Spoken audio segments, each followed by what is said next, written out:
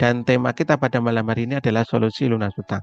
Ini materi sangat fresh banget ya, belum pernah disampaikan dimanapun. Dan teman-teman beruntung pada malam hari ini bisa menyimaknya pertama kali ya.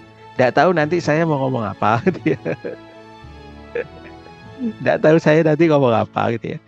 Kalau misalnya tidak paham atau tidak dimengerti, ya sudah dulu ya, diterima dulu gitu ya, kira-kira begitu ya. Baik, kawan-kawan. Jadi kemarin pengennya membahas tentang lunas hutang dalam 40 hari. Tapi saya pikir-pikir ada satu problem yang menurut saya itu cukup fundamental yang itu harus diketahui. Kenapa sih kita itu berhutang gitu ya? Tahu nggak teman-teman berhutang itu karena apa? Kira-kira teman-teman itu berhutang itu karena apa? Gitu. Solusi lunas hutang. Nah, kawan-kawan, ini dalam kajian kita atau dalam analisa kita, hutang itu bukan persoalan yang sederhana kalau menurut saya, ya. Bukan persoalan sederhana, bukan persoalan individual. Ya, individu saja itu enggak cukup seperti itu. Jadi kalau kemudian kita berbicara tentang hutang sebenarnya kawan-kawan, kita bisa melihat dari 3 pilar masyarakat. Ya. Ini agak beda ya kajian kita pada malam hari ini, teman-teman. Jadi di dalam kajian kita, ya, itu ada pilar masyarakat. Pilar masyarakat itu ada 3, kawan-kawan. Yang pertama adalah negara. Ya, yang pertama adalah negara. Yang kedua adalah kontrol masyarakat. Yang ketiga adalah ketakwaan individu. Nah, kalau ketiga pilar masyarakat ini bisa tegak, maka yang namanya sebuah masyarakat itu akan baik. Masyarakat itu akan memiliki ciri khas, ya, sebagai masyarakat yang host, masyarakat yang khas. Dilihat dari apanya? Dari pemikirannya. Dilihat dari apanya? Dari perasaannya. Dilihat dari apanya? Dari aturannya. Makanya kemudian di dalam masyarakat itu ya menjadi masyarakat yang kalau di dalam kitab itu disebut sebagai masyarakat mutamayizah gitu ya. Masyarakat yang mutamayiz, masyarakat yang khas. Nah, kalau kemudian dilihat teman-teman, negara itu pada hakikatnya adalah perisai. Ya. Al-imamu junnatun.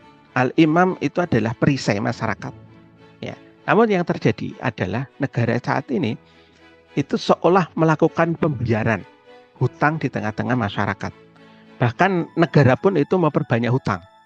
Ayo hutangnya negara kita berapa? Negaranya sendiri itu berhutang. Ya. Dan hutangnya tembus triliunan. Gitu. Ini yang pertama. Secara negara itu tidak lagi melindungi masyarakat di dalam menghadapi hutang. Padahal hutang sendiri oleh Rasulullah itu sangat diwanti-wanti. Rasulullah sangat berhati-hati. Rasulullah bahkan tidak mau mensolatkan orang yang punya hutang. Ya, mati kemudian meninggalkan hutang. Rasulullah tidak mau mensolatkan. Artinya bahwa hutang itu di dalam Islam, ya, dalam kajian beliau itu sangat penting. Yang pertama. Yang kedua, tentang kontrol masyarakat. Ya, masyarakat itu banyak yang belum tahu jika persoalan hutang itu adalah persoalan yang sistemik. Jadi bukan persoalan individu-individu itu ya. Ya, memang kita saat ini butuh, tetapi tidak hanya sekedar butuh, tetapi semua ini adalah problem yang sistemik. Nah, banyak yang kemudian masyarakat tidak tahu. Tidak ada yang mengingatkan kalau kemudian ada orang yang berhutang, gitu. Dan yang ketiga, ketakwaan individu. Ketakwaan individu, ya, ini bahkan kita pun kadang terpancing untuk mengambil pinjaman atau mengambil hutang. Nah, uraiannya kayak apa gini, teman-teman? Nah, kalau kita berbicara tentang negara, ya, fungsi hutang sesungguhnya itu adalah fungsinya adalah bentuk daripada tolong menolong. Ya, hutang itu pada dasarnya di dalam Islam itu boleh. Ya, pada dasarnya nggak masalah. Hutang itu nggak apa-apa. Ya, tetapi hukum asalnya itu adalah tolong-menolong atau kemanusiaan. Ya. Cuma saat ini fungsi hutang itu berubah. Fungsi hutang itu berubah menjadi apa? Bisnis. Dan akhirnya muncullah riba. Ya. Sayangnya negara kita itu menjaga itu, membolehkan itu. Nah, pelaksana riba itu adalah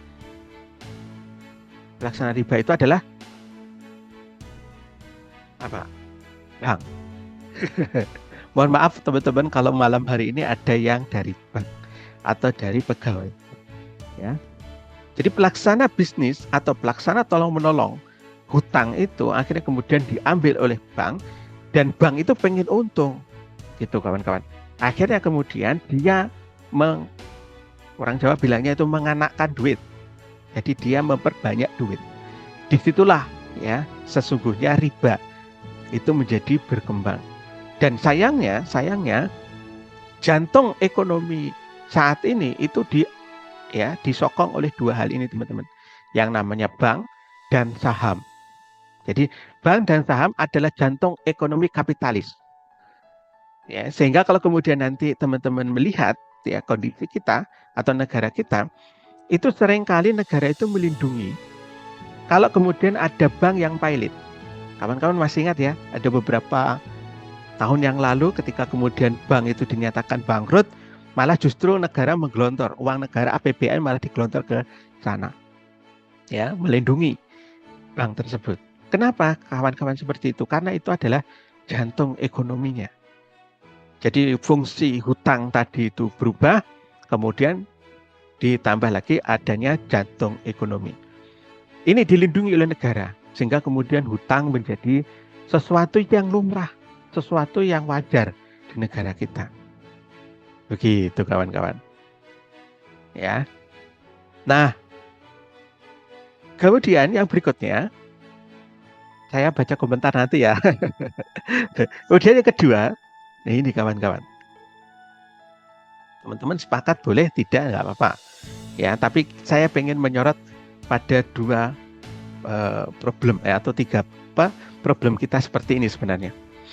Ya. Kemudian lanjut ya tentang negara. Ya, ada beberapa catatan. Negara itu ternyata juga punya hutang. Dan teman-teman tahu, hutang itu adalah alat penjajahan gaya baru. Ya, gitu. Alat penjajahan gaya baru. Jadi teman-teman jangan bangga ketika kemudian Indonesia tembus ya 8 triliun hutangnya. Kenapa? Karena nanti negara pemberi hutang itu akan bisa saja menyetir semua kebijakan dan bahkan kedaulatan suatu negara. Ya. Kenapa harus tahu kita teman-teman seperti ini? Karena kita itu memang hidup di dalam satu negara. Gitu. Apalagi kita seorang pebisnis, apalagi kita sebagai seorang individu. Ya, masyarakat ataupun kita individu muslim. Itu harus tahu teman-teman. Kondisi kita itu posisinya di situ. Arah negara kita mau seperti apa, itu kita juga harus mengerti. Gitu. Kenapa kemudian ya kajian kita malam hari ini kita membahasnya agak panjang ya, agak meluas gitu ya. Karena memang negara ini juga bagian daripada kehidupan kita. Dan teman-teman ya termasuk orang yang peduli tidak dengan kondisi bangsa kita. Ya, seperti itu. Satu sisi lagi, ternyata pemasukan negara kita itu pemasukannya dari pajak. Jadi bayang nggak? Jadi gitu kawan-kawan. Ya, makanya kalau kemudian di tahun 2025 nanti pajak naik jadi 12%, itu artinya dalam rangka untuk memenuhi hutang. Itu kawan-kawan. Jadi mungkin ada yang nggak peduli, alah mas, nggak peduli mas, pajak mau naik berapapun, nggak peduli saya, kayak gitu ya. Mungkin ada yang kayak gitu. Oke. Tapi ini adalah bagian dari problem ya, bagian dari problem. Ya, karena negara kita ya menganut sistem pajak.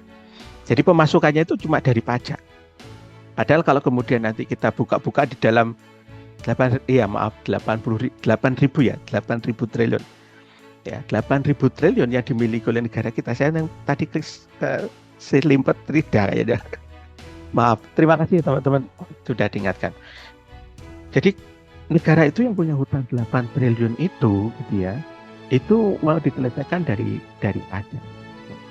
Padahal nanti kalau kemudian kita buka-buka di dalam sistem keuangan ya satu negara, kalau kemudian negara kita itu adalah landasannya mestinya itu berasal dari Islam, itu ternyata tempat ya pemasukan kawan-kawan. Dan pajak itu adalah ya kalau dalam Islam itu pajak itu adalah disebut sebagai daribah ya atau pajak ya. Itu yang terakhir. Jadi Umar bin Khattab itu pernah ya tidak pernah beliau itu menarik pajak ya, tetapi pada posisi yang memang benar-benar negara pada saat itu tidak ada pemasukan sama sekali gitu. Jadi itu adalah alternatif terakhir. Nah gitu. Tetapi kalau kemudian pemasukan yang lain itu masih bisa, itu Masya Allah ya, masih bisa diupayakan gitu. Dan itu kajiannya Masya Allah teman-teman. Luar biasa. Jadi kita akan tahu bahwa pemasukan dari suatu negara itu akan lebih makmur gitu. Ya memang kayaknya seperti yang disampaikan oleh Pak Andi ya, Gunadi ini, bahwa pajak itu memang ya dibayar untuk dinikmati oleh orang kaya. Tetapi sebenarnya lebih jauhnya itu pajak itu bayari ini kawan-kawan, bayari hutang. Ngomongin pajak ini ya. Awalnya kita mau bahas hutang ini. Tapi ya bagaimanapun kita akan seperti ini kawan-kawan. Ya, mudah-mudahan nanti nyambung ya. Nah, kita diperingatkan oleh Nabi. Nah ini kawan-kawan. Di hadisnya saya gedein ya. Hadis riwayat Ahmad. Ya. Jadi saya pengen melindungi sebenarnya ke teman-teman semua dan harus tahu tentang ini ya. La yadkhulul jannah shahibul muqsin.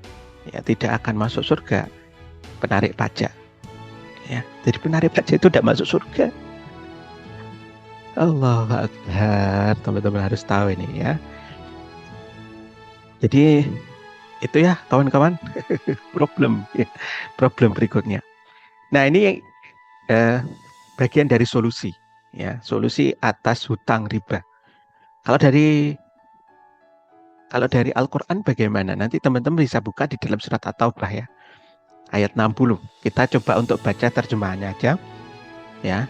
Ini membahas tentang zakat mal kawan-kawan. Jadi zakat mal itu dalam pandangan Islam ada 8 asnaf ya, sumber pengeluaran ya.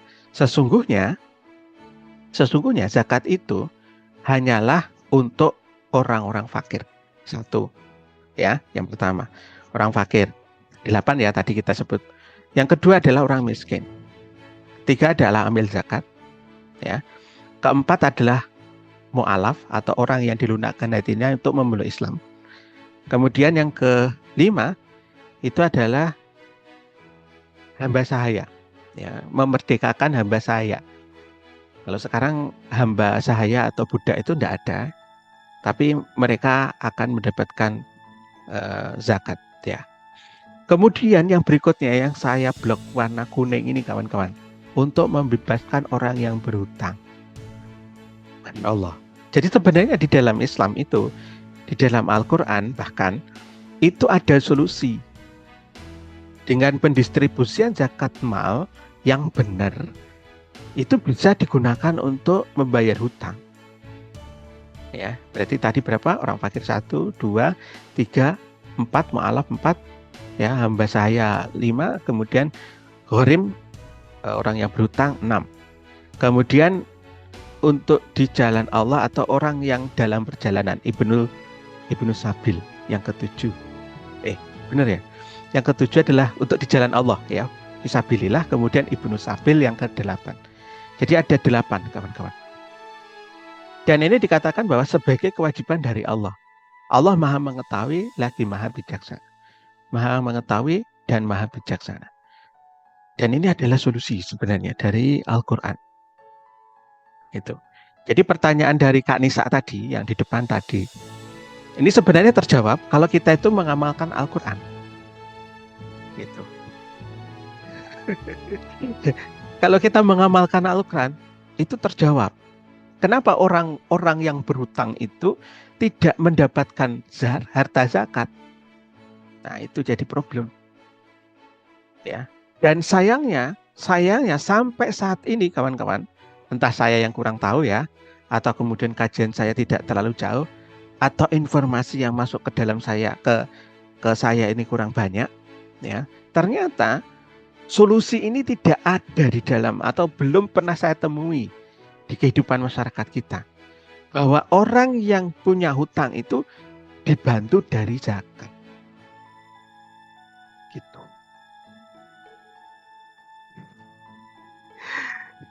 Ini kalau orang Jawa tanya, piye jal? Ayo, gimana solusinya? Kawan-kawan coba kanan kiri cek ya di lingkungannya, ada nggak kira-kira satu lembaga yang mengadopsi ayat ini? Ayat ini jelas banget loh kawan-kawan. Ini perintah bentuknya. Walaupun ini hanya sekedar informasi awal, tetapi ini adalah satu tuntutan yang sangat jelas, sangat detail. Sayangnya sampai saat ini saya belum melihat ya solusi dari Al-Quran ini diterapkan. Gitu, apalagi oleh negara kita. Ya. Nanti siapa yang dekat sama Pak Prabowo, titip salam sama beliau. Ini ada poin yang kayak ini, gitu ya. Itu kawan-kawan kajian kita malam hari ini. Ya, tahu kan problemnya dan tahu kan solusinya. Ini pilar yang pertama tentang apa? Negara. Lanjut tidak? Ini terlalu berat atau gimana ini? Saya pengen ngajak teman-teman melihat belum sesungguhnya. Kemudian masyarakat kita, teman-teman. Yang kedua, masyarakat kita itu saat ini sedang berada di dalam kondisi yang tidak baik-baik saja. Ya, kenapa? Karena kehidupan yang serba flexing, serba pamer, ya, serba kapitalis, serba hedonis, serba materialis itu muncul dan banyak banget di dalam kehidupan sekitar kita. Kayaknya kita itu dihadapkan kehidupan yang tidak benar. Itu teman-teman. Akhirnya apa? Akhirnya problem berikutnya muncul. Jadi terjadi pergeseran tuntutan menjadi tontonan. Tontonan menjadi tuntunan. Ayo sekarang teman-teman lihat betapa banyak ya ustadz-ustadz sekarang jadi tontonan. Karena apa? Karena lucunya. Ya, kemudian tontonan jadi tuntunan. Betapa banyak kata-kata selebritis yang tidak berguna itu menjadi tuntunan kita. Kita pakai di dalam kehidupan kita. Ini tanda-tanda masyarakat kita, teman-teman. Dan itu disebarluaskan oleh generasi-generasi milenial saat ini. Ya, melalui konten, melalui ini. Makanya kemudian teman-teman kalau punya adik, punya saudara, ya, bantu untuk ngontrol kontennya. Jangan sembarangan konten. Gitu. Saya agak keras di sini gitu ya. Saya agak keras di sini, walaupun ketawa-ketawa ini sebenarnya keras banget gitu ya, supaya nggak kelihatan kerasnya gitu ya. Itu untuk saling mengingatkan. Ya, kita perlu banyak konten, tapi konten yang islami, konten yang baik, konten yang membangun, ya, bukan konten yang menjerumuskan. Itu kawan-kawan.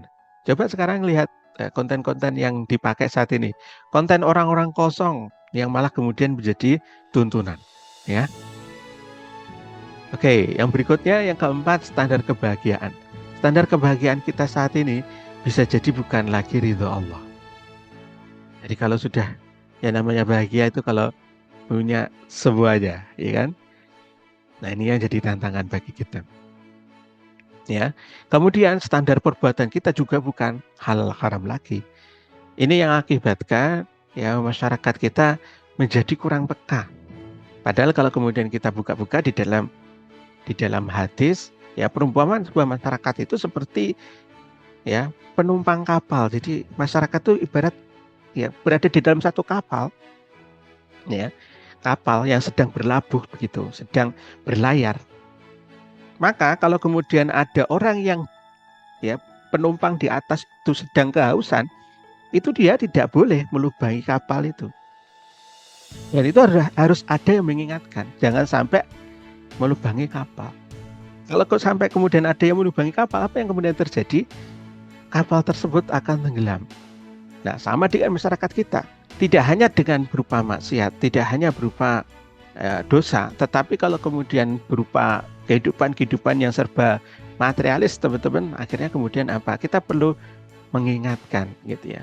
Bareng-bareng mengingatkan. Kalau tidak, masyarakat kita nanti ya akan seperti ini. Dan disinilah ketika kemudian kita secara penghasilan kurang, income kurang, akhirnya kemudian apa? Jalan pintasnya apa? Hutang. Itu kawan-kawan. Ya, masih nyambung ya. Jadi kehidupan kita itu harus kita tata. Kita kembalikan kepada hitohnya, kepada ya, jalurnya gitu kawan-kawan. Ya. Kembalikan kepada jalurnya apa ya? Ya keridhaan Allah. Ya apa? Halal haram gitu ya. Ukurannya itu aja kalau menurut saya. Jadi tidak perlu pamer-pamer, tidak perlu flexing, tidak perlu gaya-gayaan gitu ya. Mas Supriyadi, maksudnya Gorim tadi adalah berutang untuk membiayai perjuangan, membiayai anak-anak yang belajar. Baik, kalau mungkin seperti itu case-nya, bisa jadi ada sesuatu yang kurang tepat kalau menurut saya tetap. Ya, kalau memang seperti itu, bagusnya skill yang ditingkatkan itu bukan berhutang. Kalau menurut saya ya, mohon maaf ya, kalau nanti mungkin berbeda pendapat. Saran saya adalah skill jualan. Jadi skill jualannya ditingkatkan, kemudian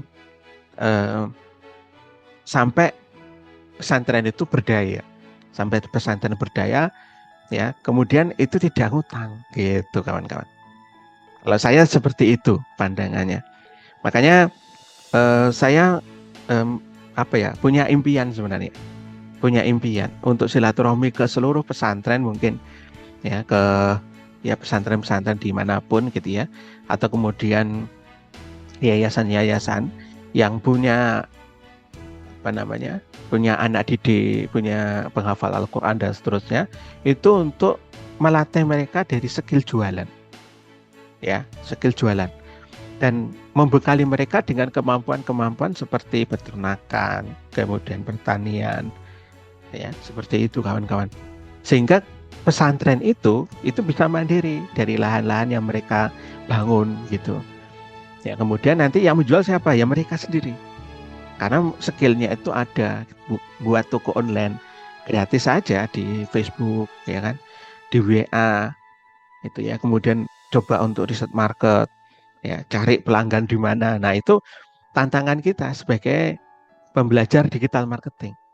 Ya, kalau saya terus terang kawan-kawan, tantangannya ke sana.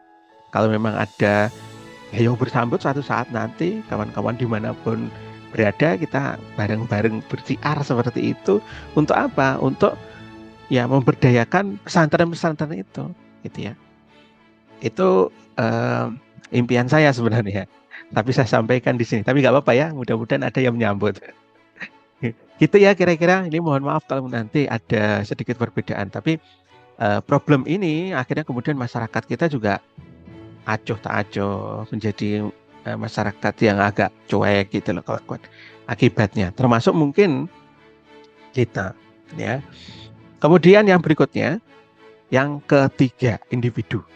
Nah, saya melihat bahwa individu kita itu ya di dalam berbisnis, ya. Di dalam berbisnis itu ternyata begini kawan-kawan. Saya melihat problemnya itu adalah fokus pada produksi. Oh, bingung aja. Bagaimana memproduksi, bagaimana belum sudah mikir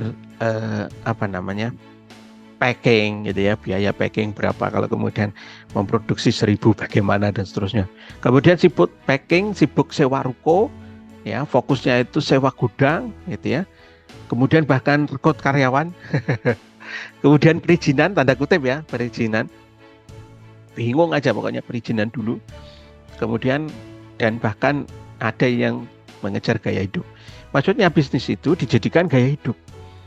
Jadi kalau kemudian sudah bisnis, tiba-tiba apa, nyicil sepeda motor, nyicil mobil, gitu ya. Itu yang saya jumpai, teman-teman. Ya saya jumpai. Bukan fokus pada apa. Harusnya di dalam bisnis itu fokusnya pada selling. Ya, fokusnya itu pada selling. Fokusnya itu pada marketing. Gitu ya. Bagaimana kemudian kita itu bisa jualan? Bagaimana market kita atau produk kita itu menyentuh market? Itu harusnya. Kemudian fokus lagi pada kebutuhan pasar. Ya. Kita produksi banyak-banyak sampai 1.000 misalkan. Kalau kemudian masyarakat tidak membutuhkan atau pasarnya nggak ada, apa yang kemudian terjadi, teman-teman? Ya nggak payu, nggak laku jualan kita. Itu. Kalau memang tidak tahu tentang fokus pada kebutuhan pasar, harusnya fokusnya pada solusi. Ya, solusi yang diperlukan oleh orang banyak. Harusnya begini, ya. Mas, ngomongin siapa sih? Ngomongin saya sendiri. Saya setelah ya sekian tahun berbisnis, ya bisnisnya banyak saya, teman-teman, dan gagalnya juga banyak. Ya, apa yang kemudian saya ceritakan ini adalah saya, gitu ya. Saya sibuk produksi, ya cari teman. Saya itu ada produksi untuk penghemat BBM itu ada, kawan-kawan. Ya, saya mau nyanyi produknya Klenos ya, Mas Arli Kurnia. Gitu. Tapi bingung perizinan, gitu ya. Bingung perizinan. Itu ada produknya itu berapa botol itu saya sudah memproduksi, gitu ya. Nah, kemudian berhubungan dengan packingnya juga dipikirin gitu. Ya. Tapi ada sesuatu yang kelemahan itu ya, ternyata produk saya itu. Ya. Tapi ini cerita tentang siapa? Ini cerita tentang saya, teman-teman. Saya dulu juga ketika berbisnis warung ya, mie ramen yang seperti yang saya ceritakan sebelumnya, yang saya pikirkan apa? Rekrut karyawan, gitu ya. Rekrut karyawan sebanyak-banyaknya kalau bisa. Bahkan sampai open locker ya, info locker lowongan kerja. Allah, kan. Ya, sayang kalau yang ini contohnya gaya hidup langsung sewa-sewa saya enggak, atau kemudian langsung ngutang saya enggak. Tetapi ada teman saya ya, mantan sales saya dulu yang kemudian seperti itu ya, cerita ke saya, Pak, saya bisnis Pak. Oh ya, bagus ya, Masya Allah, bagus, saya bilang gitu. Tidak lama kemudian kredit sepeda motor. Bisnisnya belum jalan sudah kredit sepeda motor, Masya Allah. Nah, ini tantangan gaya hidup, teman-teman. Ini adalah individu-individu yang saya jumpai, ya. Dan saya sering diskusi dengan teman-teman yang ngikut di keluar kita. Mereka kan kadang tanya, Mas, saya punya produk seperti ini, bagusnya bagaimana? Itu banyak banget teman-teman yang chat ke saya itu, ya. Dan ya kita coba untuk memberikan pandangan-pandangan ya. Ya tapi fokus beliau-beliau ini ke sini. Ya kalau tidak ke produksi, ke packing, ya ke sewa ruko, ke sewa gudang gitu ya. Ada yang sewa gudang atau sewa apa ya itu. Itu sampai 200 juta teman-teman. Dan hutangnya di situ. Kaget saya. Kok bisa ya? Tapi kalau itu saya dulu kayaknya nyambung gitu ya. Karena dulu itu kita diajarin the power of ngutang gitu ya. Jadi harus ngutang dulu deh ya, kalau mau bisnis ngutang dulu. Jangan dipikir bisnis kok dipikir gitu ya. Nanti nggak jalan katanya. Itu mentornya dulu gitu ya. Dan itu saya tahu betul. Kemudian kawan-kawan, sebagian mereka individu itu justru terpancing dengan gaya hidup. Ya, gaya hidup, kemudian telinga bising ya, temannya sudah beli mobil ikutan beli mobil ya, kemudian temannya sudah beli rumah ikut-ikutan beli rumah, akhirnya apa? Utang gitu. Ini yang jadi problem, kawan-kawan ya. Akibat apa? Akibat gaya hidup tadi, akibat gaya hidup yang di sebelah tadi, masyarakat kita yang luar biasa itu, akhirnya kemudian ya namanya kita itu berkali-kali digosok ya. Ya, lingkungan kita itu kan membentuk kita. Kalau kemudian kita tidak kuat iman, ya tidak benar-benar difikirkan masak-masak, ya akhirnya kemudian kita kepancing juga, kawan-kawan. Gitu. Ya. Apalagi kalau saya di Jawa, Masya Allah kawan-kawan, hidup itu adalah kayak lagunya Dewa. Hidup adalah gitu ya. Perjuangan tanpa henti-henti. Jadi dibanding-banding nih. Jadi kayak lagunya siapa itu? Jadi banding-banding nih. Jadi kita dibandingkan dengan teman kita, loh itu lo temenmu, masa kamu enggak? Kamu dulu juara 1 di sekolah, Ya temenmu yang nggak pernah juara aja sudah bisa beli mobil. Itu sudah beli kambing. Gitu. Nah gitu kawan-kawan. Itu luar biasa kehidupan yang kayak gitu teman-teman. Saya kalau di Jawa mungkin nggak kuat ya. Ya, Masya Allah. Ya, qadarullah saya akhirnya kemudian merantau di Kalimantan. Di sini saya ketemu dengan beberapa ustadz ya, akhirnya kemudian mengingatkan ya bahwa kehidupan kita itu bukan kehidupan yang seperti itu gitu ya. Masya Allah itu tadi ide bagus. Nah, ya, mudah-mudahan Pak ya, karena ya kalau misalnya saya tidak sempat mewujudkan, ada teman-teman yang ada di sini suatu saat mewujudkan gitu. Makanya walaupun itu impian, saya mudah-mudahan bermula dari kuadran rezeki ini, nanti kita juga akan merambah ke dunia itu, ya, ke dunia pesantren. Karena kita merasa terpanggil, teman-teman, ya, merasa terpanggil. Saya pernah melakukan survei, tolong yang punya pesantren kumpul di sini gitu ya di Facebook. Dan ternyata banyak banget di zaman itu, tahun 2000-an, 18, 2019 gitu ya. Tapi saat itu belum paham eksekusinya kayak gimana. Nah, tapi mudah-mudahan nanti cikal bakalnya dari kuadran rezeki ini, kemudian nanti kawan-kawan yang sudah paham tentang digital ya bisa cepat gitu ya. Tidak harus saya. Kawan-kawan yang di daerahnya cari pesantren, syiar di sana, silaturahmi anjang sana gitu ya. Mudah-mudahan begitu. Nah, ini seperti itu kawan-kawan ya. Tantangan kita sebagai individu. Qadarulahnya kalau saya di sini di Banjarbaru itu dekat dengan Ar-Rahman ya, Pondok Pesantren Ar-Rahman, sehingga kalau ada apa-apa saya tinggal masuk aja ke situ gitu ya, ngadem ya, kadang ke masjidnya atau kemana gitu ya, kemudian memandang kan banyak di situ apa namanya pakaian syar'i ya, sesuai dengan syariat. Itu nanti lupa saya biasanya. Kalau kemudian hidup kita itu terpacu dengan kehidupan dunia, ya itu akhirnya ya pengen ngejar juga gitu ya. Mau tidak mau ya. Kayaknya ini kayak gini kayak gitu. Tapi ketika kemudian kita ingat akhirat, ingat tentang kehidupan akhirat, ya insya Allah nanti bisa kembali ke setelan yang benar.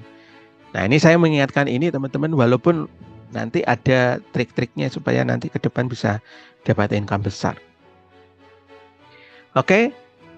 Seperti itu, dan kita sebenarnya sudah diingatkan oleh Allah Subhanahu wa taala tentang pandangan indah ya. Jadi di dalam Al-Qur'an surat Ali Imran ayat 14, kawan-kawan ada yang membantu membacakan? A'udzubillahi minasyaitonirrajim. Bismillahirrahmanirrahim. Nanti kalau tartilnya keliru, tahsinnya kurang tepat mau diingatkan ya. A'udzubillahi minasyaitonirrajim. Bismillahirrahmanirrahim. Zuyyina lin-nasi hubus syahawati minan nisa ya, minan nisa'i wal banin wal qanatir ya, sampai sini dulu ya. Dijadikan indah ya, zuyyina lin-nasi ya, dijadikan indah pada pandangan manusia ya. Hub itu adalah cinta, hubbus syahawat ya, cinta kepada apa yang diinginkan. Jadi syahwat itu adalah apa-apa yang diinginkan. Apa itu? Minan nisa ya, ini perempuan. Jadi nisa itu jamak ya, wanita gitu. Kemudian apa? Wal banin, dan anak-anak. Makanya kalau kemudian ada laki-laki suka pada wanita itu wajar, teman-teman. Ya, bapak-bapak suka pada ibu-ibu atau suka pada anak perempuan itu wajar. Ya, yang enggak wajar itu bapak-bapak suka sama bapak-bapak. Kemudian suka apa lagi? Anak-anak. Makanya kemudian hati-hati jaga anak-anak kita, teman-teman. Ya, anak-anak kita itu juga disukai. Ya, pandangan kecintaan manusia. Anak-anak. Ya, kemudian di sini wal qanatir al muqantarati. Ya. Dan harta yang banyak. Minaz zahab ya wal fiddah. Dari jenis emas dan perak. Ya, zahab wal fiddah. Kemudian wal khailil musawwamati ya, kemudian kuda-kuda pilihan. Masya Allah, kuda-kuda pilihan itu ternyata kalau kemudian kita kemarin ketemu dengan Ustadz ya, kajian tentang kuda pilihan itu harganya mahal kawan-kawan. Ada yang bisa menyebutkan, kira-kira ada yang tahu harganya? Kuda pilihan itu sekitar 300-an juta. Ya, kuda perang ya, ini bukan kuda tunggangan semata atau bukan kuda ini ya kawan-kawan, tapi kuda perang ternyata 300 juta gitu. Masya Allah. Lantas ya, apa namanya, kalau kemudian kita baca sirah itu, Rasulullah kalau kemudian pasukan kuda itu biasanya posisinya yang paling strategis gitu. Kemudian wal an'am, kemudian binatang ternak. Jadi kita suka pada binatang ternak, domba, sapi, kerbau itu senang teman-teman. Kemudian wal hars atau kemudian sawah, sawah ladang. Jadi termasuk terapi saya itu adalah jalan-jalan ke sawah, jalan-jalan ke padang-padang seperti itu. Itu terapi bagi saya. Jadi kelamaan di depan laptop atau kelamaan di depan handphone, ya bentuk dari kecintaan ini insya Allah menyembuhkan gitu. Cinta saja gitu ya, tanpa rasa memiliki. Nah itu kawan-kawan.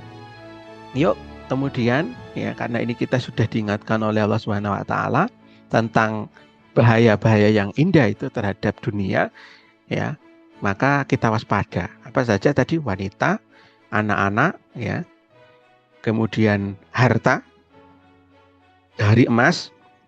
Emas ini beneran emas ya, emas, kemudian perak, kuda pilihan. Ya mungkin kalau kemudian kuda pilihan di sini termasuk adalah mobil. Jadi kalau melihat mobil, ya kita akan tertarik gitu ya.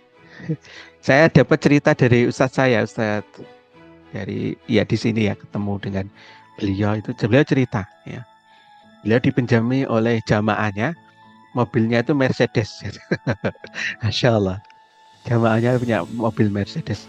Kemudian beliau cerita ke saya itu, Mas, ternyata enak Avanza. Enak Avanza daripada mobil Mercedes katanya. Kata beliau itu, Mas Ustadz itu ya, iya gitu ya. Karena kalau Avanza itu lecet, tidak mikir kita. Kalau kemudian Mercedes itu lecet sedikit nabrak itu saya mikir, Mas. Apalagi itu pinjaman, kata beliau, Masya Allah. Jadi itu kawan-kawan. Nah, makanya walaupun cinta itu kadang terlalu eman, terlalu apa ya, kayak gitu. Nah ini kita di warning sama Allah Subhanahu Wa Taala. Kemudian binatang ternak, ya. Kalau di Jawa banyak kawan-kawan binatang ternak aduan, ya. Kambing aja diadu. Kawan saya punya kambing, itu kambing aduan, kawan-kawan. Jadi diadu ikut kontes, begitu. Ya harganya antara 50 sampai 100 juta. Nah satu kali ya, kambing yang dibidik atau yang kemudian dijagokan nanti untuk menang kontes itu mati, ya. Harga 50 juta masih kecil. Stres ya. Ceritanya kok ke saya ini ya, cerita saya, Mas, kambing saya mati gitu ya. Ya gimana ini bisnis yang bagus, kata dia.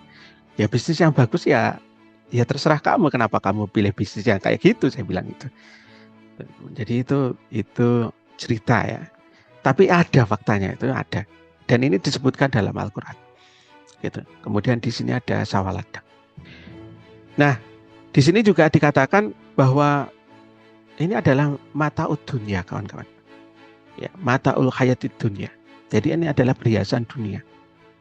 Tapi sebaik-baik tempat itu adalah Allah, ya, kembalinya nanti di surga. Gitu ya kawan-kawan, kita diingatkan tentang hal ini ya, supaya kemudian kita tidak terlalu memforsir hidup kita ya untuk kemudian menaikkan gaya hidup kita ya, tapi kita sendiri tidak mampu pada hakikatnya. Jadi ya gitu, hidup yang wajar aja. Hidup yang wajar, hidup yang sederhana, hidup yang nggak usah aneh-aneh, nggak usah neko-neko. Kalau adanya nasi sama pecel ya sudahlah gitu ya. Walaupun saya sekarang udah ngurangi pecel, kawan-kawan. Jadi itu kawan-kawan, tidak usah memaksakan diri.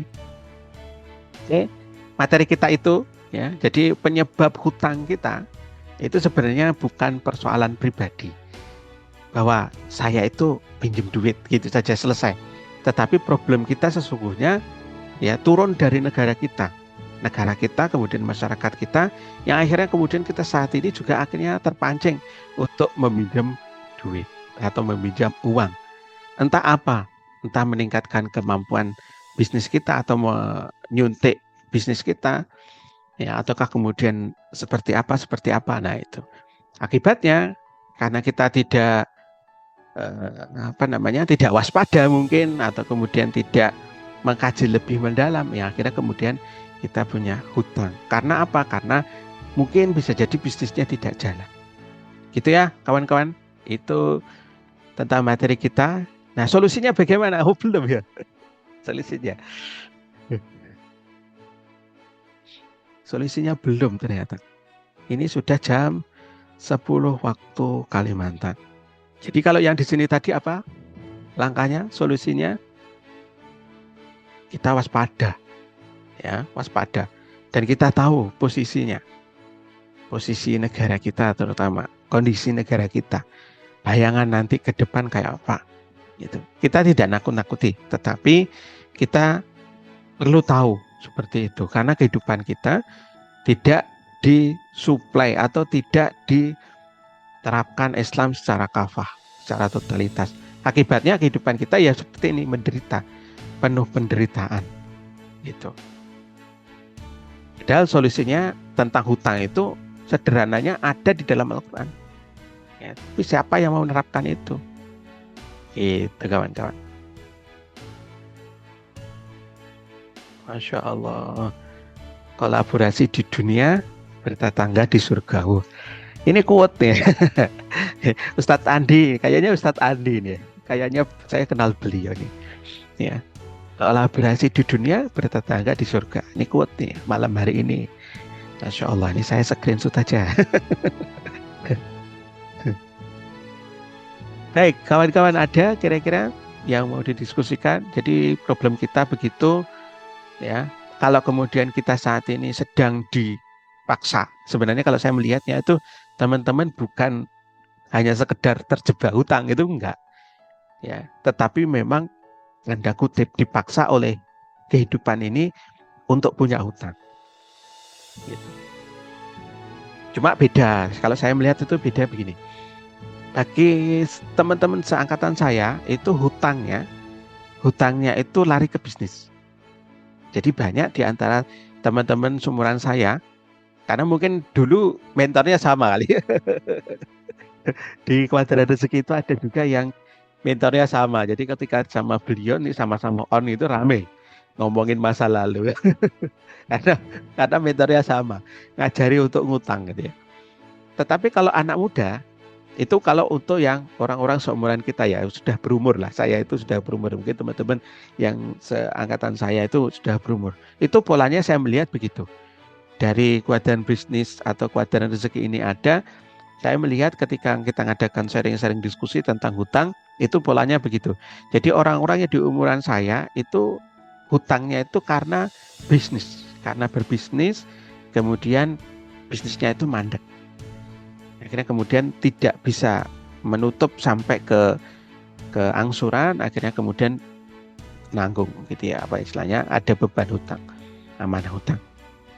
Tetapi kalau kemudian saya melihat generasi-generasi di bawah kita atau yang mereka itu adalah konten kreator, hutangnya itu bukan untuk bisnis teman-teman, tapi untuk konten. Nah gitu. Makanya jangan heran nanti kalau generasi-generasi muda itu tiba-tiba punya motor baru, punya kendaraan baru. Apakah kemudian mereka dari duit kontennya walau gitu ya? Bisa jadi ya tadi. Ya, saya melihat pola-pola seperti itu. Oke, cukup. Kita pindah slide. Pindah slide. Bentar teman-teman, saya nyilapkan slide yang lain. Oke, gitu ya kira-kira.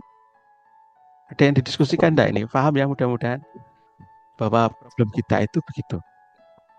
Nah, sekarang solusinya apa? Solusinya apa teman-teman? Solusinya apa lah? Kalau teman-teman itu mau menyelesaikan hutang sendirian, yaitu menurut kami tidak mudah, gitu ya, tidak mudah. Karena kemarin ketika berhutang itu posisinya berada di dalam lingkaran yang seperti itu. Negaranya berhutang, kemudian masyarakat juga mengalami geseran ya, geseran kebudayaan. gitu. Yang akhirnya kemudian kita juga sendirian seolah-olah. Solusinya gimana gitu ya. Kemudian dari satu sisi solusi untuk lunas hutang itu ketika kemudian berbicara tentang lembaga untuk melunasi itu tidak ada. Saya menyebutnya tidak ada atau bahkan belum ada. Ya, dikatakan tidak ada terlalu sombong gitu ya. Belum ada. Ya, lembaga itu pasti berujung pada apa? Berujung pada ya lembaga itu sendiri sebenarnya pengen mengembangkan bisnisnya gitu. Nah, kawan-kawan dengan posisi yang seperti ini yang serba tidak mudah, kemudian ya tantangan kehidupan kita yang sangat luar biasa itu, kawan-kawan mau menyelesaikan hutang itu sendirian ya. Padahal hutang itu sifatnya apa? Sistemik. Bukan personal, bukan persoalan personal, tapi persoalan yang sistemik. Ya, mereka juga sibuk dengan persoalannya sendiri, gitu kawan-kawan. Jadi oleh karenanya, Ordner Rezeki memandang, ya, ini mungkin bagian dari solusi alternatif ya, bukan solusi yang benar-benar bisa memberikan langsung duit itu enggak, tetapi ini ada semacam pendampingan. Gitu ya, kita pengen mendampingi. Dan persoalan hutang itu saya yakin nanti ke depan pun akan mengalami problem yang sama. Jadi berulang. Akan banyak orang-orang di depan sana yang nanti akan berhutang juga akhirnya. Seperti kita. Gitu. Nah, mungkin di antara teman-teman ada yang mengatakan, tenang mas, uang kan tidak dibawa mati. Tapi utang dibawa mati teman-teman. Jadi dari hadis Ibnu Majah dikatakan barang siapa yang mati dalam keadaan masih punya hutang, maka kelak di akhirat tidak ada dinar atau dirham untuk melunasinya. Namun yang ada adalah kebaikan dan keburukan untuk melunasinya. Kawan-kawan, kira-kira mau nggak? Ya, kita sudah beramal soleh, kita sudah mengayomi fakir miskin, kita sudah mengayomi anak-anak yatim. Ya, pahalanya banyak, tetapi ternyata kita punya hutang.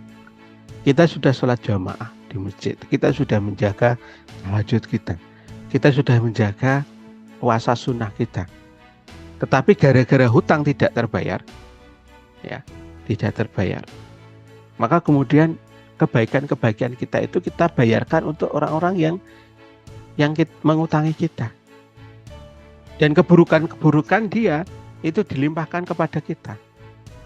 Karena nanti di akhirat tidak ada lagi dinar dan dirham. Begitu. Jadi oleh karenanya hati-hati banget teman-teman tentang hutang ini. Kemudian kita juga dihadapkan pada persoalan riba. Ya. Jadi persoalan riba ini ngeri. Ya. Kenapa? A'udzubillahi minasyaitonirrajim. Wa man ada faulaika ashabun nar. Barang siapa yang tahu tentang riba tetapi dia mengulanginya atau mengambil kembali atau berhutang kembali, ya, mengulanginya ini adalah mengulangi perbuatan ribanya itu, maka mereka menjadi penghuni neraka. Fiha khalidun, dan mereka itu kekal di dalamnya kawan-kawan. Kalau kemudian yang terjadi ini gara-gara riba, maka ini adalah siksa yang paling berat teman-teman. Ya. Selama-lamanya loh, ini kekal loh. Kalau selama-lamanya di akhirat itu berapa tahun kira-kira? Selama-lamanya 1000 tahun? Enggak, lebih daripada itu. Ya, 100.000 tahun? Enggak. 1 miliar tahun? Bukan juga. Ini selama-lamanya kawan-kawan. Ya. Karenanya hati-hati. Mengulangi ya. Mengulangi saja. Itu dapat ancaman yang sedemikian hebatnya. Itu makanya kemudian riba itu tidak bisa ditolerir. Ya. Ini termasuk dosa besar. Bagi teman-teman yang pengen dapatkan rezeki yang besar pun itu tidak akan pernah ada. Ya, bahkan guru kami mengatakan, ya, riba itu ujungnya satu, kemiskinan. Subhanallah. Makanya hati-hati teman-teman. Ya, daripada kita mengejar gaya hidup yang tidak pas, tidak baik, ya, kemudian kita mengambil riba, ya, risiko, ya. Oleh karenanya, yuk bareng-bareng kita temani gimana caranya agar bisa cepat, ya, tuntas.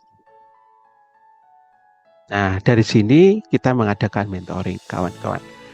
Mengapa ada mentoring? Kami berharap bahwa terbentuk sebuah tim.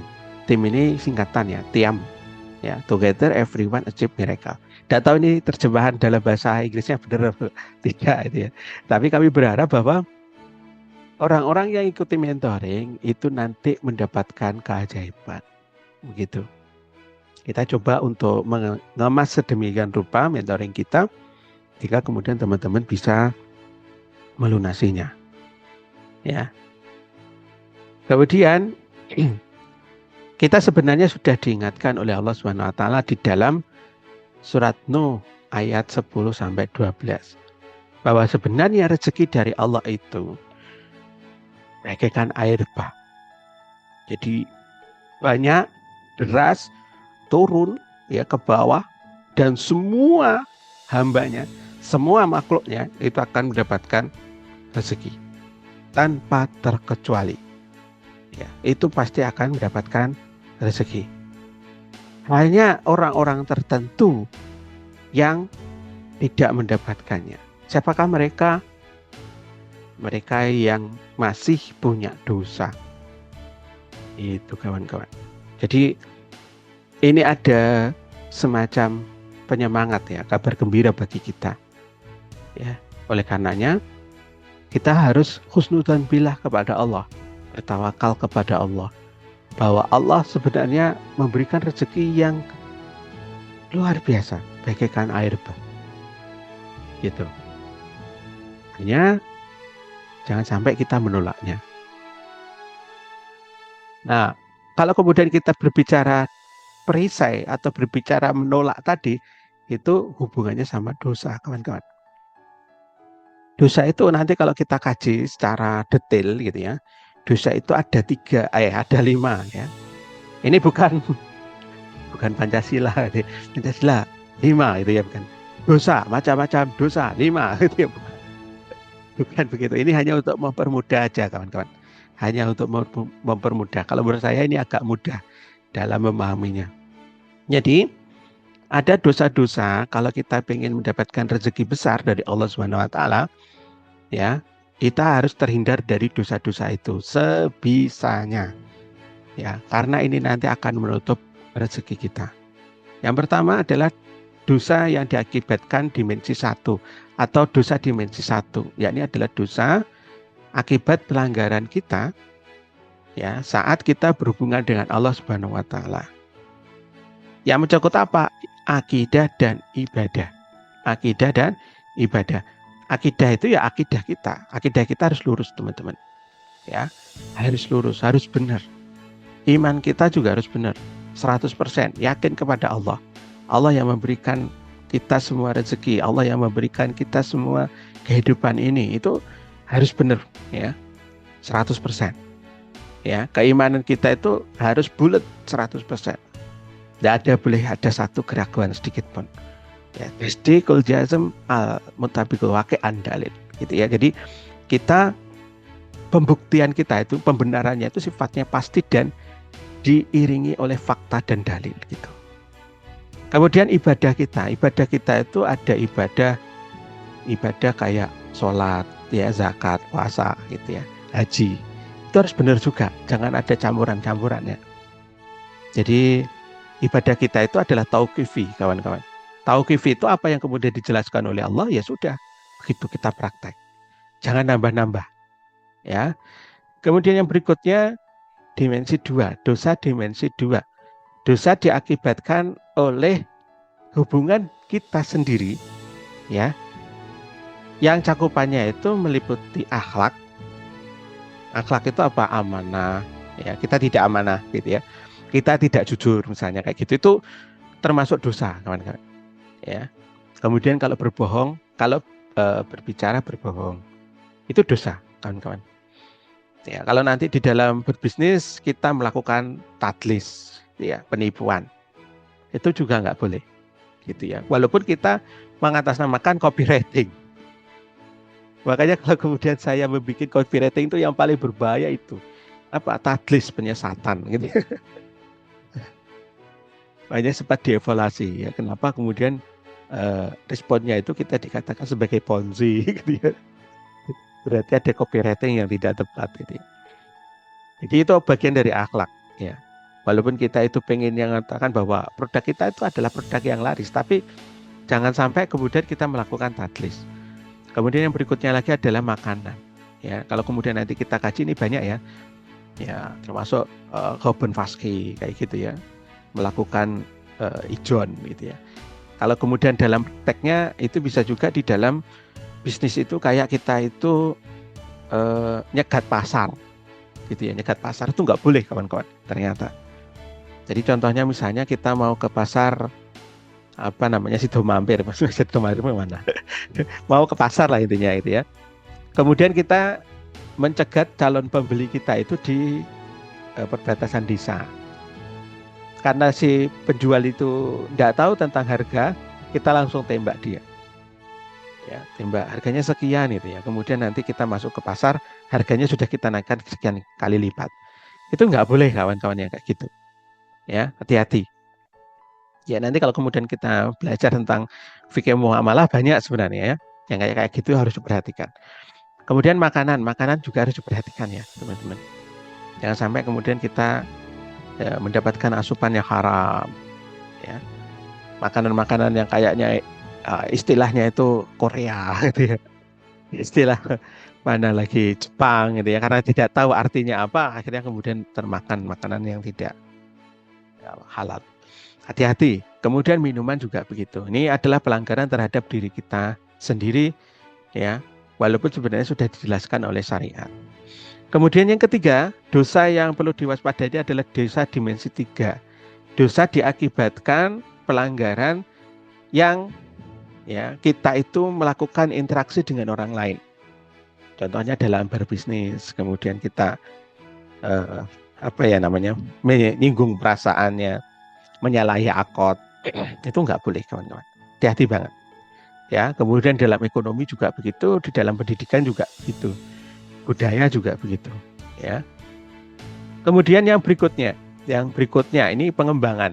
Ya, dosa yang keempat dan yang kelima ini adalah pengembangan dari 3 ini. Kalau yang ini sebenarnya sudah mafhum atau sudah maklum, ya.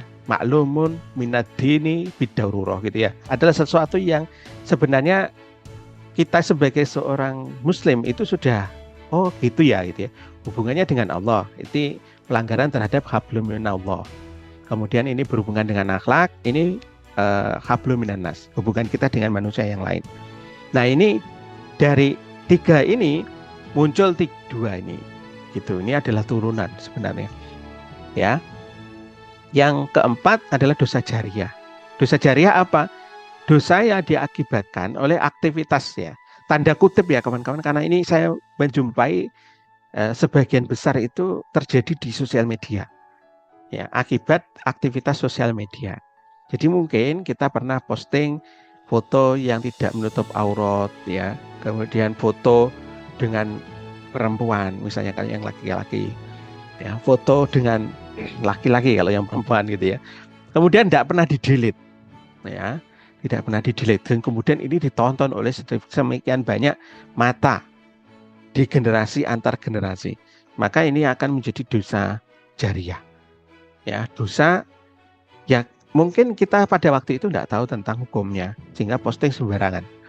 Begitu. Makanya hati-hati mulai sekarang gitu ya. Lebih baik posting jualan dibandingkan posting diri sendiri. Kalau saya begitu sekarang kawan-kawan. Ya, jarang posting diri sendiri ya. Apalagi sering apa namanya ya, kawan-kawan hacker ya, itu sering kayak gitu ya. Apalagi kemudian teman-teman suka foto, kemudian fotonya itu misalnya pas ada kartu ATM gitu ya, kartu ATM-nya itu ya kecipret juga pas selfie, kemudian kartu ATM-nya muncul, atau kemudian foto dengan KTP misalnya kayak gitu. Itu nanti memancing hacker, kawan-kawan, hati-hati ya. Tiba-tiba rekening kita terkuras gitu ya, sudah deh ya, akibat kesalahan kita. Ya, mulai saat ini ya teman-teman ya, 40.000 orang yang hadir di malam hari ini minimal sudah paham lah paling tidak. Foto yang ini aja ya, yang wajar. Foto anak hindari juga, kawan-kawan. Ya, foto anak.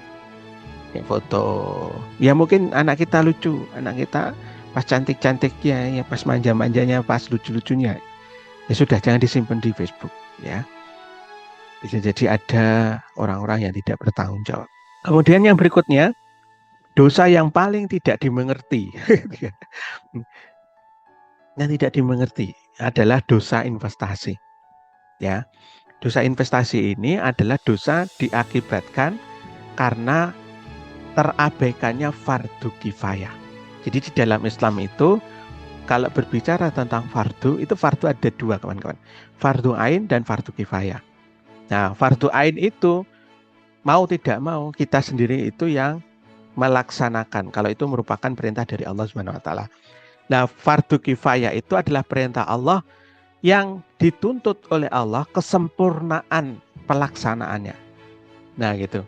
Contohnya misalnya ada pembunuhan, perzinahan, pencurian, korupsi. Ini kita yang tidak, bukan kita yang korupsi, kawan-kawan, tapi dosanya ke kita. Gitu. Ya. Ada orang yang mencuri, tapi kita yang dapat dosanya. Bahkan ada orang yang berzina, kita yang dapat dosanya. Ini dosa yang sangat mengharu biru, ya. Karena sebagian besar dari kaum muslimin tidak tahu. Bahkan kalau dibilang kenapa kaum muslimin itu rata-rata, mohon maaf, kismin, ya belum kaya, karena dosa ini, kawan-kawan. Ya, makanya kalau kemudian kita kaji di dalam Sirah Nabawiyah, penghasilan kaum muslimin itu biasa gitu ya. Bagi-bagi onta, 100 onta itu biasa. Ya. Rasulullah di dalam perang Hunain itu membagi 700 onta, kawan-kawan, Masya Allah. Ya, 100 diantaranya itu diberikan kepada Abu Sofyan, orang yang baru masuk Islam. Kenapa bisa begitu? Ya karena pada waktu itu Rasulullah menerapkan Islam itu secara totalitas di dalam kehidupan. Gitu. Dan kenapa kita tidak seperti itu? Jangankan ngomongin 700 onta, rupiah aja nggak kelihatan. Belum di tangan, maaf ya. Belum di tangan. Kita kemarin nggak boleh ngomong ya seperti itu. Ya, rupiah aja nggak di tangan. Kenapa bisa begitu, kawan-kawan? Ya bisa jadi karena dosa-dosa ini yang tidak kita sadari. Nah, suatu saat lah insya Allah pembahasan ini mungkin 2 jam sendiri sebenarnya pembahasannya. Oke, kawan-kawan, ini adalah dosa-dosa yang wajib untuk kita ketahui. Ya, dan dosanya ini ya termasuk dosa besar. Kawan-kawan jangan kemudian terjebak antara dosa kecil dan dosa besar ya. Wah tenang mas, itu dosa kecil. Enggak ada kayak gitu. Ya namanya dosa ya dosa. Yang namanya dosa itu ya dia akan menjadi perisai rezeki kita. Jadi wajar gitu loh, rezeki kita itu enggak banyak karena dosa kita banyak, kawan-kawan. Perisainya itu banyak, kanan, kiri, atas, bawah. Gitu. Belum lagi kalau kemudian dinasihati ngeyel. saya kawan-kawan dan teman-teman ya.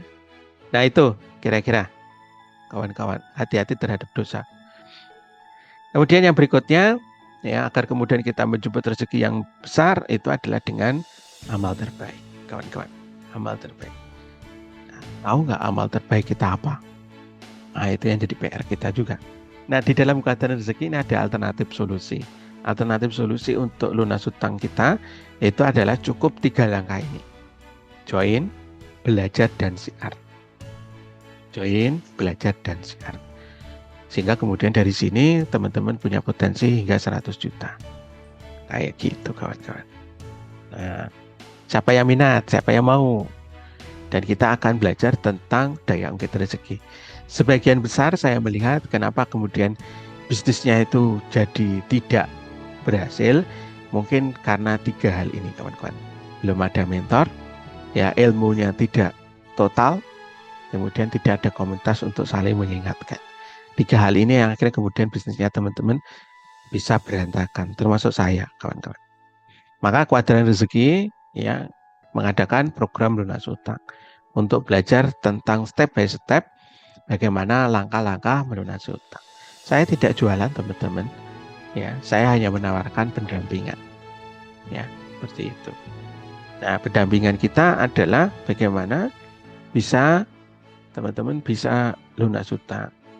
Ya jadi kalau kemudian kita bicara tentang matematika ini di bawah minus ya. Bagaimana kalau kita berada dalam kondisi minus? Apa saja yang harus disiapkan? Begitu. Kemudian kita waspada terhadap hal-hal apa? Termasuk di dalam hal ini adalah hakikat hutang, itu bagaimana. Kita jauhi riba, itu bagaimana. Kemudian nanti kita ketika kita berhadapan dengan debt collector itu bagaimana. Gitu. Nah, ada satu hal yang kadang sering terlupakan oleh kawan-kawan. Ya, ada satu aktivitas yang kadang itu tidak bisa ya atau belum bisa, bukannya tidak ya, belum bisa membuat kita itu lunas. Dan ini jarang diketahui. Gitu. Kita belajar di situ, semoga kemudian kita bisa siap secara mental, secara hati. Nah, kalau sudah di minus, kami berharap teman-teman bisa naik lah, ya, tidak merasa terlalu terpuruk gitu di dalam hidup. Sehingga di sini teman-teman perlu memahami tentang konsep rezeki, tentang hakikat rezeki, tentang keajaiban rezeki, gitu. Dulu saya termasuk orang yang sangat kepo terhadap rezeki, kawan-kawan. Guru saya tentang rezeki ini aneh-aneh gitu ya, mulai dari yang Islam sampai yang abangan gitu ya, ngawur ya, karena penasaran ternyata kok kayak gini gitu ya. Dan ternyata akhirnya saya ketemu dengan konsep yang Masya Allah, oh ternyata rezeki itu kalau kemudian dipahami sederhana gitu, tapi itu makjeleb gitu ya, itu bisa kita itu bisa memandang semua gitu. Oh saya posisinya di sini, berarti rezeki saya perlunya harus ditingkatkan yang di sini. Nah kayak gitu kira-kira kawan-kawan. Jadi tidak terlalu ribet gitu. Karena saya dulu belajar rezeki itu, masya Allah biayanya banyak banget ini. Ya bahkan puluhan juta nih kayaknya untuk materi rezeki ini. Saya ikut ustadz ini, ikut ini gitu ya. Di sini kayaknya rezeki awal-awal itu untuk cari duit, tetapi ujung-ujungnya itu apa? Suruh ibadah. Jadi ya kayak gitu ya, sangat kecil gitu ya, membahas tentang duit itu sangat kecil.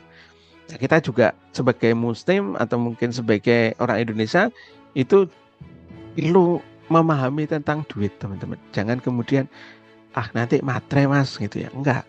Kita perlu pola-pola duit itu ya, uang datang itu seperti apa sih. Ternyata uang itu sukanya pilih-pilih kawan-kawan, tidak semua itu didatangi sama uang gitu. Kemudian yang berikutnya, setelah teman-teman sudah berada di, anggap aja mungkin di atas titik nol netral gitu ya, tidak ada terlalu orang Jawa bilangnya itu kemurungsung gitu ya, pasti bisa gitu ya. Atau kemudian tidak terlalu minder, tidak terlalu rendah diri. Nah kawan-kawan mulai memikirkan untuk membangun bisnis gitu ya. Bisnis yang kita pelajari adalah bisnis ini tidak hanya WhatsApp saja ya kawan-kawan, tapi juga sosial media. Kemudian nanti bisnis tanpa modal, kalau bisa tanpa hutang. Ya, kalau perlu kawan-kawan mau, kita siapkan juga untuk mudharabah. Jadi alternatifnya untuk Kak Nisa tadi, ya, kalau memang nggak ketemu tentang pemberi zakat, ya kita bisa kreatif nanti untuk membuat semacam syirkat, gitu. Tapi harus benar mindsetnya, jangan kemudian nggak benar. Kalau nggak benar bahaya kawan-kawan ya. Jadi konsep tentang syirkat seperti yang saya tulis di grup ya kemarin, itu konsepnya adalah kanvas modal ya kan, kanvas modal uang atau kanvas modal bisnis itu apa sih. Nah itu kita belajar tentang syirkat. Kemudian yang keempat, nanti ya teman-teman sudah mulai tahu paham gitu ya tentang bisnis, baru kemudian kalau bisa di leverage ya dengan tim. Jadi kita memperbanyak tim. Jadi konsepnya seperti itu kawan-kawan, belajar tentang program lunas utang ya. Tidak tahu ini bagian dari problem bangsa juga. Tapi kita akan ketemu dengan problem bangsa yang seperti itu tadi. Nah, kita nawarkan untuk program lunas hutang. Program lunas hutang ini adalah program pendampingan. Ya, lunas hutang 40 hari. Mudah-mudahan dengan 40 hari ini kalau memang teman-teman prakteknya benar, ya insya Allah bisa lunas gitu. Berapapun ya. Tinggal nunggu satu saja sebenarnya. Kun fayakun. Ya. Rezeki dari sumber rezeki itu sebenarnya datangnya dari Allah. Ya, walaupun dengan teknik apapun, kawan-kawan, kalau Allah tidak kun, ya tidak lunas juga, tidak selesai problem kita. Nah, tinggal bagaimana upaya kita mengadakan program lunas hutang ini bisa merayu Allah Subhanahu wa taala. Kalaupun tidak bisa merayu Allah, minimal cinta kita kepada Allah itu semakin besar. Gitu. Sudah hidup itu pasrah dengan apa yang menjadi kehendaknya. Ya, kira-kira begitu. Kalau sudah seperti itu, mudah-mudahan kawan-kawan bisa menyelesaikan problem-problem di sebelah kiri ini. Nah, kira-kira begitu kawan-kawan. Kemudian kita ada story, ya, ada cerita, nanti mungkin di belakang kita juga cerita. Jadi ada beberapa teman-teman kita yang kita melakukan pendampingan itu yang paling besar hutangnya 2 miliar. Dan izin Allah, ya, beliau lunas. Gitu kawan-kawan. Tapi ini adalah program saat kita itu masih mentoringnya offline. Yang ini semua gitu. Nah, program kita karena pengennya ada kebermanfaatan yang lebih untuk seluruh jangkauannya itu bisa luas gitu ya. Akhirnya kemudian atas usulan beberapa teman kita ngadakan secara online. Seperti itu konsepnya teman-teman. Oke. Berikutnya kelasnya berapa Mas harganya? Nah, teman-teman tinggal klik aja bit.ly ya Prolunas gitu. Nanti akan dapat harga segini. Gitu ya kawan-kawan. Nah, khusus untuk teman-teman yang ikut Zoom ini atau di tahun 2024 kita membuka kelas harganya segini ya, diskon. Jadi dari 800 kita diskon jadi 300.000 ya. Ini pun kawan-kawan, ini pun juga bukan untuk kita karena 70%-nya, 73%-nya itu kita kembalikan ke affiliate plus ya komisi 80.000. Jadi sebenarnya saya nggak dapat apa-apa. Masya Allah. Tapi alhamdulillah ya, yang penting happy ya, membantu kawan-kawan semua. Jadi kalau kemudian ditanya apakah itu kemahalan, enggak, lah ini aja dikembalikan ke affiliate kawan-kawan. Ya, seperti itu. Kemudian teman-teman nanti kalau sudah transfer atau sudah daftar bisa langsung dimasukkan ke grup pembinaan ya. Pembinaannya khusus ya. Jadi pembinaan kita ada 2 kawan-kawan. 1 untuk materi ini. Ya, ini hanya untuk teman-teman yang mengikuti program ini. Kemudian nanti kawan-kawan juga akan diajak untuk jalan ke affiliate ya. Untuk menjalankan program affiliate kalau mau. Ya, silahkan aja disimak, ikuti aja dulu ya cat-cat yang ada di situ. Jadi ada 2 itu. Nanti yang support materi kita akan diskusi lebih banyak tentang lunas hutang di situ. Nah, kalau misalnya teman-teman mau tanya tentang affiliate dan mengikuti diskusi tentang affiliate di grup yang satunya. Jadi grupnya ada 2. Jadi jangan bingung. Nanti keluar semua. Ya, kalau keluar semua ya sudah kita nggak bisa mantau kayak gitu. Karena proses pendampingan kita ada di grup. Ya, sementara ini masih ada di grup. Kami belum mengadakan private ya. Kalau private harganya mungkin tidak segini ya. Tapi mungkin ke depan kita akan buka sesi private. Jadi benar-benar private. Kemudian kita bekali juga insya Allah materi tentang e-course ya, kursus online tentang apa? Bebas hutang 30 hari. Kemudian cara Rasulullah lunas hutang, kemudian lunas hutang WA ya, banjir orderan dari WhatsApp. Begitu. Jadi ada bonusnya ini, silakan nanti dicari di luaran, pasti nggak ketemu. Oke, nah ini ada beberapa ya teman-teman kita yang sudah ngikuti atau sudah ikut program kita secara offline. Jadi program ini dulunya offline kawan-kawan. Ada yang menikah dengan dosennya, ada yang bisa beli rumah. Lunas utang kok sampai ke menikah sama dapat rumah. Masya Allah. Jadi karena kita itu mengharap kun fayakunnya Allah, ya akhirnya seperti itu kawan-kawan.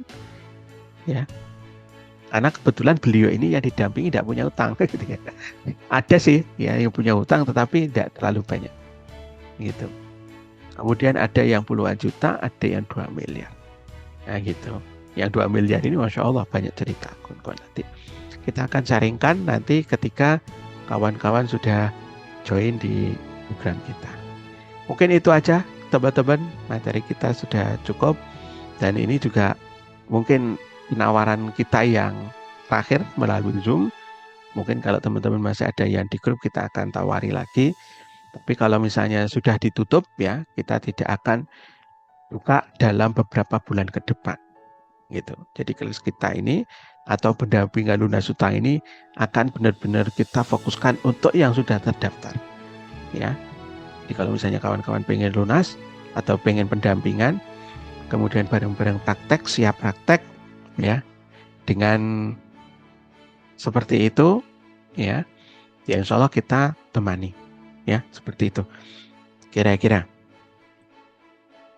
Oke, dan nanti kawan-kawan bisa ngikuti program affiliate kita dari Kuadran Rezeki, ya, ini insya Allah juga dahsyat, ya. Sudah kita rancang sedemikian rupa untuk program affiliate ini bisa membantu teman-teman. Bisnis yang paling, kalau dibilang bisnis, itu adalah bisnis yang paling simple, modal paling simple, gitu ya. Kenapa simple Mas, gitu ya? Simple, ya karena dengan ya 6 orang affiliate aktif saja, ya konsep kita menggunakan konsep berbagi beban, ya. Kemudian insya Allah bisa 1 miliar. Nah kayak gitu.